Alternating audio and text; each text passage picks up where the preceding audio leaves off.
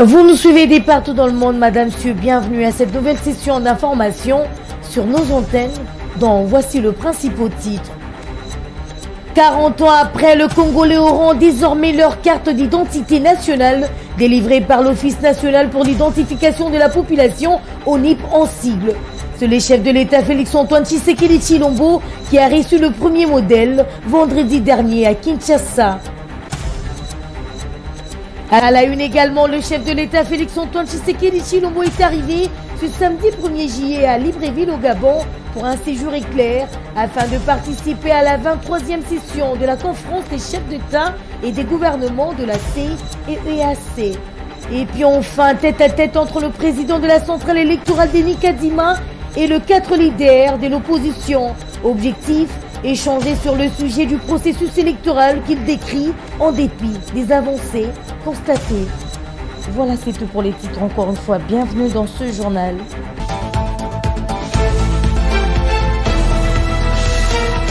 Arrivé en fin de matinée ce samedi 1er juillet à Libreville, au Gabon pour un séjour éclair, le président de la République Félix-Antoine Tshisekedi Tshilombo participe à la 23e session de conférence des chefs d'État et des gouvernements de la CEEAC. Le président Carlos Villanova, Sao Tomé et Principe, Mahat Idriss Déby Tchad, Joao Lourenço Angola, Faustin Archange, Touadéra RCA, Théodoro Obiang, Guinée équatoriale, Denis Sassou Nguesso Congo et Félix-Antoine Tshisekedi Tshilombo RDC ont fait le déplacement des Libreville pour honorer l'invitation leur adressée par leur homologue de la République gabonaise, Ali Bongo, président en exercice de la Communauté économique des États de l'Afrique centrale, CEEAC, le Rwanda, le Burundi et le Cameroun. Intervenant en premier, Parfait Onanga Anyanga, le chef du bureau des Nations Unies à l'Union africaine, a indiqué que la guerre du Soudan affecte lourdement le Tchad et la RCA, deux pays membres de la CEEAC, qui accueille chaque jour de nombreux réfugiés et déplacés en situation de détresse. Pour sa part, le président de la Commission de l'Union africaine, Moussa Faki Mahamat, a salué la tenue de la dernière quadripartite de Luanda qui pourrait faire changer la situation sur terrain en République démocratique du Congo. Dans son allocution d'ouverture, le président Ali Bongo Ondimba s'est plus apaisanti sur le manque de moyens de la CEEAC. Pour lui et pour les autres intervenants, le sommet de Libreville est l'occasion indiquée de réfléchir sur le moyen de doter cette institution pour son émergence.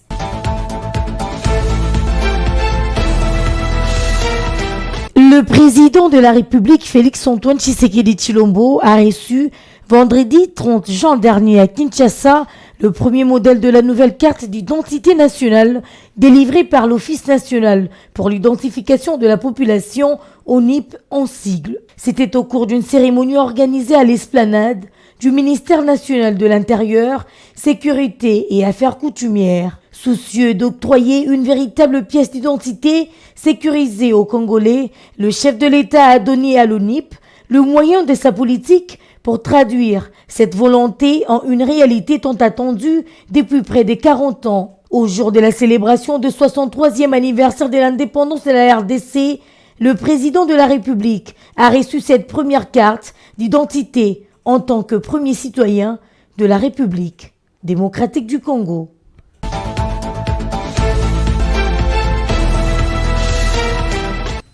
Aujourd'hui, encore 63 ans plus tard, nous célébrons avec grande fierté cet événement, non seulement pour honorer la lutte de notre liberté et de notre indépendance menée avec courage et détermination par les pères fondateurs de notre nation, mais aussi et surtout pour réitérer notre attachement à ce bien précieux qu'ils nous ont légué et que nous avons à notre tour le devoir de transmettre comme tel aux générations futures, et ce, en dépit de toutes les adversités d'où qu'elles viennent. Il est vrai que cette année, la célébration de notre indépendance est teintée de tristesse car notre intégrité territoriale est menacée par une force d'occupation étrangère. Certains de nos compatriotes en ce moment précis à l'Est ne peuvent pas jouir de cette liberté que nous célébrons parce que victimes de l'oppression des agresseurs. Soyez convaincus que ce combat que nous livrons au quotidien pour sauvegarder notre souveraineté et notre intégrité, nous le poursuivrons sans désemparer jusqu'à la victoire finale. Telle est et sera notre mission. Je tiens à les rassurer que les nouvelles mesures arrêtées par le gouvernement, en plus de celles déjà prises sur le plan social, dans le sens de soulager un tant soit peu leur situation, sont en voie d'être mises en œuvre. Nous devons absolument, pour cela, préserver dans notre beau pays l'unité, la cohésion sociale et la stabilité, nonobstant nos convictions et nos choix qui peuvent, bien entendu, être divergents. En ma qualité de garant de l'unité nationale et de la stabilité de notre pays, je continuerai à jouer pleinement mon rôle pour assurer ce climat de paix qui doit mener le pays sur la voie du développement durable. Mes très chers compatriotes, l'indépendance est un droit inaliénable que chaque nation doit défendre avec force et détermination, car c'est ce qui nous permet de protéger nos intérêts et notre avenir. C'est ainsi que, pour terminer, j'en appelle à la mobilisation générale de nos énergies et de nos intelligences, pour continuer à bâtir ensemble notre cher et beau pays, à préserver l'unité et la cohésion nationale, à protéger notre intégrité territoriale. Que Dieu bénisse la République démocratique du Congo et son peuple. Joyeuse fête de l'indépendance à toutes et à tous. Je vous remercie.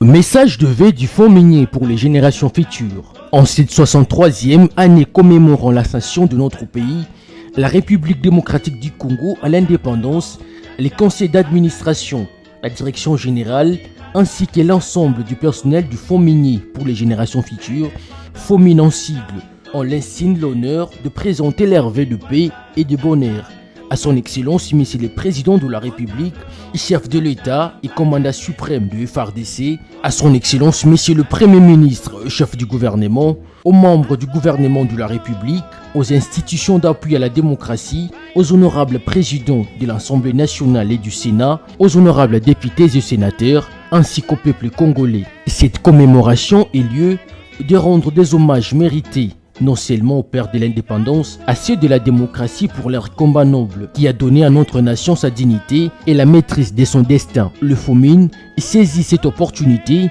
pour assurer aux autorités de la République ainsi qu'au peuple congolais son engagement à apporter sa pierre à l'édifice, à constituer des richesses matérielles et financières en vue de l'épanouissement de générations futures. Que Dieu bénisse la République démocratique du Congo. Fait à Kinshasa le 30 juin 2023, Biringanine Mbachamuleme Faustin, directeur général, honorable Mobikai Mubalamate Léon, président du conseil d'administration.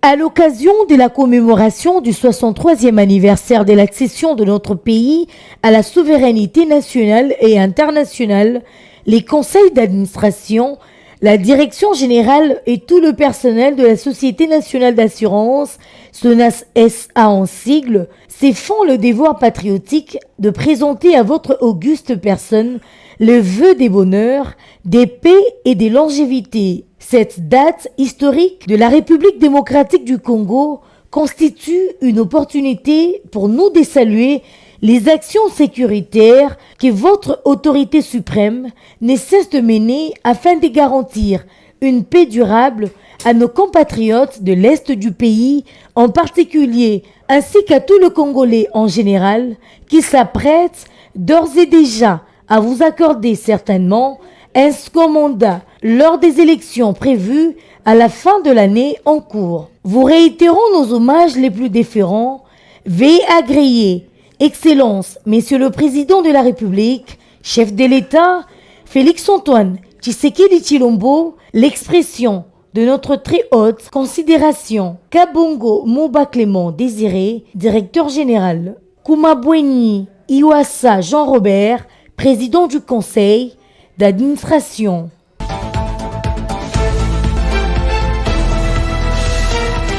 Les forces armées de la République démocratique du Congo ont célébré les 63e anniversaire de l'indépendance de notre pays avec un exercice paracommando de libération d'otages. Cet exercice aéroporté des simulations d'un raid a eu lieu ce 30 juin 2023 au centre d'entraînement des troupes aéroportées au camp adjudant-chef Liao, en présence du vice-ministre Sami Adoubango Aoto de la Défense nationale des anciens combattants et de plusieurs autres officiers généraux. Le chef d'état-major général s'est fait représenter par ses deux adjoints, le général Ichari Gonza Ndorojak et le général Kassonga Chibango Léon Richard, en charge respectivement des opérations et du renseignement et de l'administration et de la logistique. L'exercice a consisté au largage d'une section de parachutistes commando derrière les lignes ennemies avec la mission d'infiltration dans la zone occupée par l'ennemi, de libérer une VIP prise en otage et de l'exfiltrer.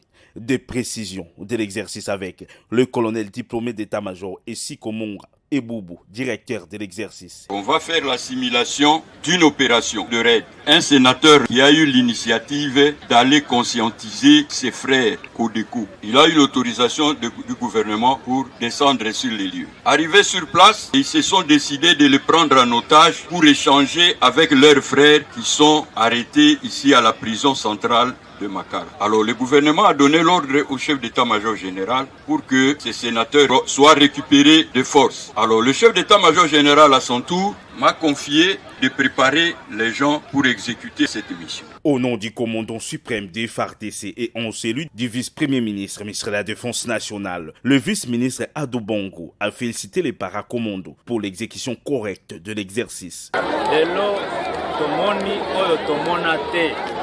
Ça fait 30 ans. Bino Bozo Kita, ngai pe nazu émotion. Nazu émotion pambate, boka, elingi, kozua alir na ye ya kala. Leloyo, likambo ya koloba lobeza lisusu te, nakanisi de moment l'autre, bato bakotala eloko oyo. Les largages de parachutistes commando une trentaine d'années après a attiré une foule immense autour de la zone, des sauts pratiquement envahis. Une façon pour les Quinois et leur armée de célébrer les retours en force des troupes aéroportées, un des facteurs clés de la montée en puissance des FARDC tel que prôné par les commandants suprêmes Félix Antoine Tshisekedi Tshilombo.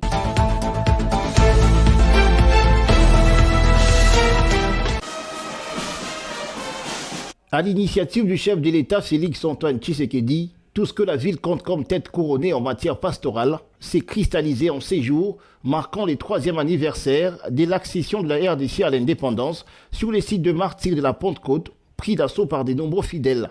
Une occasion pour les Congolais de rendre grâce à Dieu pour ses bienfaits, pour la nation.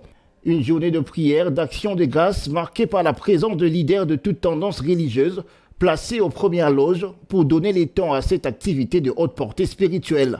Musique chrétienne, prière intense, recueillement, paroles de bénédiction pour les Congos et offrandes, tout y a été pour donner du piquant à ces rites marqués par une ferveur chrétienne sans précédent.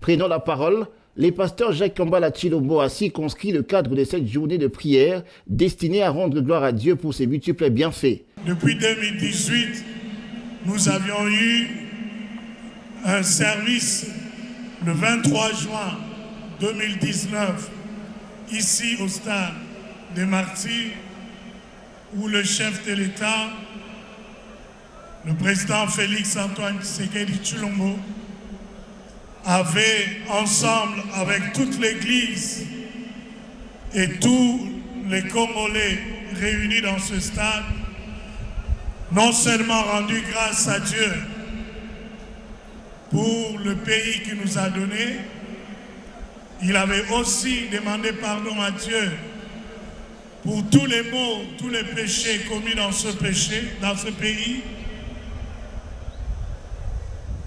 partant du temps où on a été reconnu comme pays et nation jusqu'à son ascension au pouvoir. Dans la foulée, les hommes des dieux ont appelé à l'unité de tous avant de dédier solennellement la RDC entre les mains des dieux. Pays potentiellement riche, Dieu a toujours été avec les Congos, dès les commencements de son existence.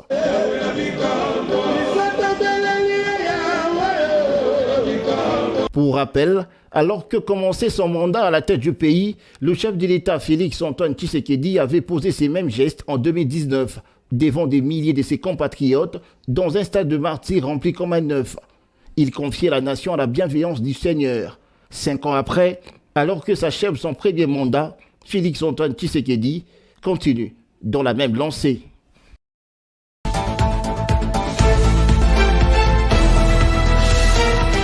À la demande de la hiérarchie de la centrale électorale, les 4 des leaders de l'opposition ont été conviés pour échanger au sujet du processus électoral qu'ils décrivent en dépit des avancées constatées. Pendant plus de 4 heures, la discussion a tourné autour des revendications qu'ils ont mises en avant. Il s'agit notamment de la question de l'affichage de liste des électeurs et de l'audit externe du fichier.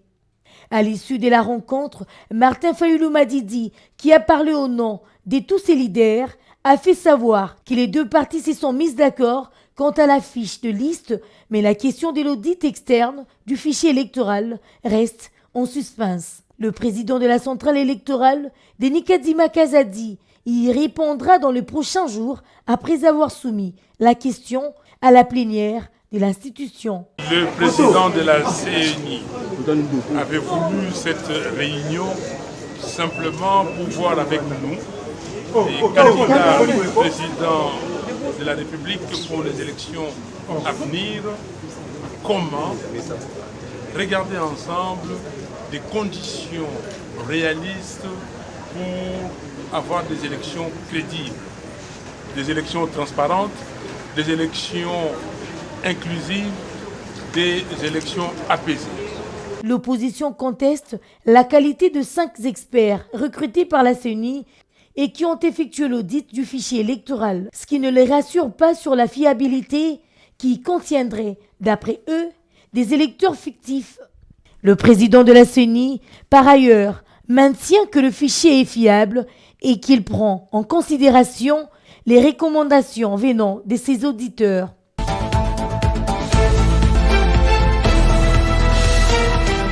Stimuler le développement économique par le commerce et l'investissement en partenariat, c'est le thème principal de cette 57e édition de la Foire internationale d'Ndola. La République démocratique du Congo est présente à cette fête d'échange et d'opportunités économiques. 12 entreprises publiques et plusieurs corporations des entrepreneurs privés ont fait les déplacements de la Zambie pour présenter les différentes opportunités qu'elles offrent dans les domaines des mines, des infrastructures, du tourisme, de l'agroalimentaire et autres secteurs. 3 provinces issues du démembrement du Grand Katanga garnissent le pavillon de la RDC. Il s'agit du Haut-Lomami qui participe pour la première fois, du Lualaba et du Haut-Katanga habitués à cette fête foraine. La délégation du Haut-Katanga est conduite par la ministre provinciale de l'économie et commerce, Céline Kanyeba Munanga. Cette dernière a une fois arrivée au pavillon RDC visité tous les stands pour se rassurer de l'organisation. La ministre provinciale a rappelé aux entreprises publiques et privées de la RDC de s'accommoder au thème de cette 57e édition. Céline Kanyeba a insisté sur le partenariat signé entre le président de la RDC, Félix-Antoine Tshisekedi, et son homologue de la Zambie, Hakainde Hichilema, sur la chaîne de production de batteries de véhicules électriques dont l'usine verra le jour dans le Haut-Katanga. Au travers de nos 2 chefs d'État visionnaires, nous avons déjà implémenté cette vision de partenariat au travers de la fabrication de la batterie électrique. Et en ce qui concerne la République démocratique du Congo, que ce soit sur le plan public des entreprises publiques, des entreprises privées et des petites et moyennes entreprises, nous notons un développement dans la production, appel à une vision de partenariat en dehors de nos frontières afin de mieux asseoir le développement économique. Nous pensons que ces assises vont permettre des rencontres, des échanges dans cet objectif. Plusieurs pays exhibent leurs produits et près de 500 000 visiteurs sont attendus à cette 57e édition de la Foire internationale d'Ndola en Zambie.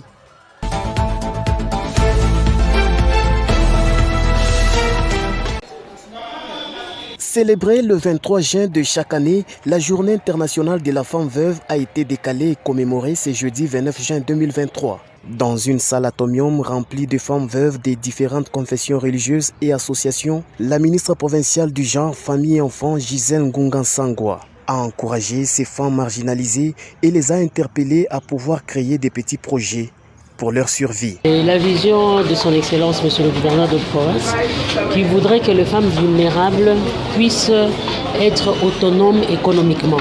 En tout cas, nous nous attendons à voir des milliers de femmes qui deviennent économiquement autonomes par l'appui du gouvernement provincial du Haut-Katanga. Juste après, il s'ensuivra une séance d'information et de sensibilisation sur la gestion financière. Le premier formateur, Albert Kalonji, s'est apaisanti sur l'éducation financière et l'élaboration des petits budgets. La seconde oratrice s'est focalisée sur comment épargner. Ceux des exposés seront suivis d'un jeu de questions-réponses. Satisfaite de la tenue de cette commémoration, la patronne du genre famille et enfants dans le Haut-Katanga a remercié le gouverneur Jacques Kiaboula Katoué pour son soutien financier. Le message, c'est le message de remerciement. Les mamans sont très touchées de voir que le gouverneur de province a mis l'accent sur ces femmes souvent qui sont délaissées. Elles ne sont pas prises en compte dans plusieurs activités que nous organisons. Alors elles sont vraiment très reconnaissantes et elles espèrent qu'il y aura une autre formation avec d'autres mamans pour que l'impact soit visible et positif. Notons que la ministre provinciale du genre a remis aux femmes veuves présentes un pagne don du gouvernement provincial. L'une des bénéficiaires s'est réjouie. Hii kazi tunafanya atukwa Mungu anakubariki sana. Chie ba mama ba confession tunakupenda sana, tunakusutenir parce que unafanya acte mzuri. Cette célébration de la femme veuve a été patronnée par le gouverneur Jacques Kiaboula Katoué.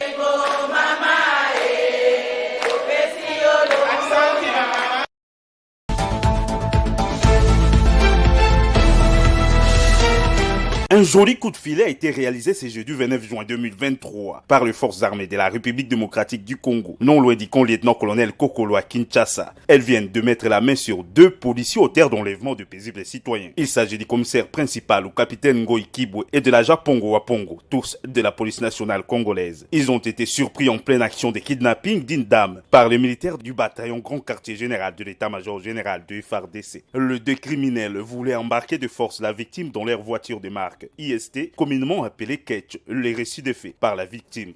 C'était vers 9h, je partais pour le travail. J'étais sur mon avenir accompagné avec ma bonne parce qu'il fallait na somba basikre na pesaye. J'ai vu derrière moi une voiture rouge. La voiture était fumée.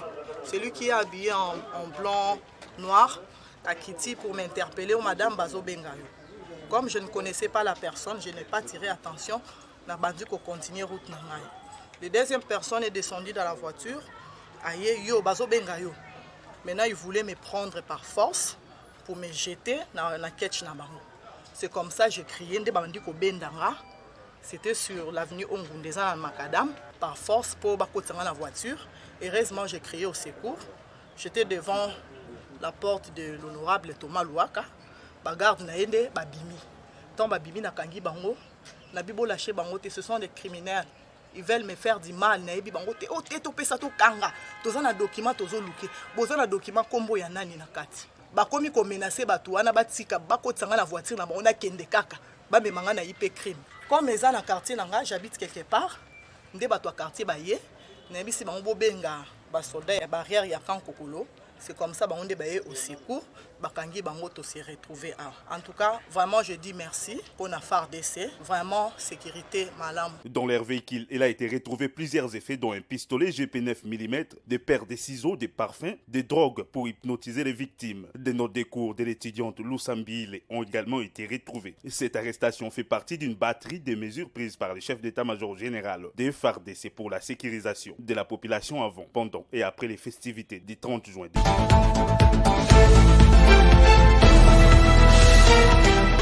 Ils ont fait d'une pierre deux coups. D'abord, la remise des brevets aux récipiendaires ayant fini avec brio la formation dans divers domaines, notamment auto-école, menuiserie, soudure, coupe et couture.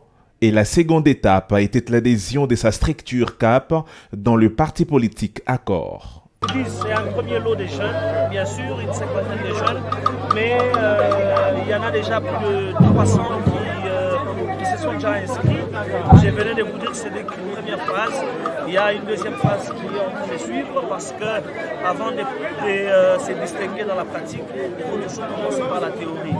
Donc je lance un appel à tous les jeunes, parce que je suis aussi jeune comme eux, à tous les jeunes qui pensent être délaissés, qui pensent être négligés par la société. J'ai fait appel à eux. Nous sommes ouverts, nos bureaux sont très ouverts. Nous avons pour combat l'encadrement de cette jeunesse. Nous voulons en fait renverser cette tendance, disait autrefois aux jeunes que vous êtes l'avenir de demain, vous êtes les dirigeants de demain. Non, c'est à un bébé qu'on peut dire ça. Mais aux jeunes majeurs, on ne peut pas leur dire que vous êtes les dirigeants de demain. Aux jeunes majeurs, il faudrait qu'on leur dise qui sont les dirigeants d'aujourd'hui. La formation de ces jeunes était gratuite du début jusqu'à la fin sous l'initiative de Berki Lokale qui s'est inspiré de la gratuité de l'enseignement des bases, œuvre du chef de l'État Félix Tshisekedi. Quelques lauréats de la première session ont témoigné toute leur gratitude aux initiateurs de la dite formation. C'est simplement remercier M. Berki Lokale pour le sacrifice qu'il a fait pour nous en organisant cette formation. Encadrer les désœuvrés demeure une passion pour les cordons de cette structure qui note que la jeunesse est l'avenir d'aujourd'hui et non de demain. À l'issue de cette manifestation, les professionnels de la boxe ont livré un spectacle pour égayer les autres, mais montrer tout de même leur spécialité qui sera encadrée par le coordonnateur national du CAP vers les élections. Ce journal est complètement terminé, Madame Monsieur. Si vous avez pris en cours des diffusions avant de se dire au revoir, voici l'essentiel à retenir. 40 ans après, le Congolais auront désormais leur carte d'identité nationale délivrée par l'Office national pour l'identification de la population, ONIP en sigle. C'est le chef de l'État Félix-Antoine Tshisekedi Tshilombo qui a reçu le premier modèle vendredi dernier à Kinshasa. À la une également, le chef de l'État Félix-Antoine Tshisekedi Tshilombo est arrivé ce samedi 1er juillet à Libreville au Gabon pour un séjour éclair afin de participer à la 23e session de la conférence des chefs d'État et des gouvernements de la CEI et EAC. Et puis enfin, tête à tête entre le président de la centrale électorale Denis Kadima et le 4 leaders de l'opposition. Objectif, échanger sur le sujet du processus électoral qu'il décrit en dépit des avancées constatées. C'en est fini pour aujourd'hui. Merci de nous avoir suivis avec attention. Restez avec nous car nos programmes se poursuivent sur la télé au temple de la démocratie, 10e rue télévision. Au revoir et à la prochaine.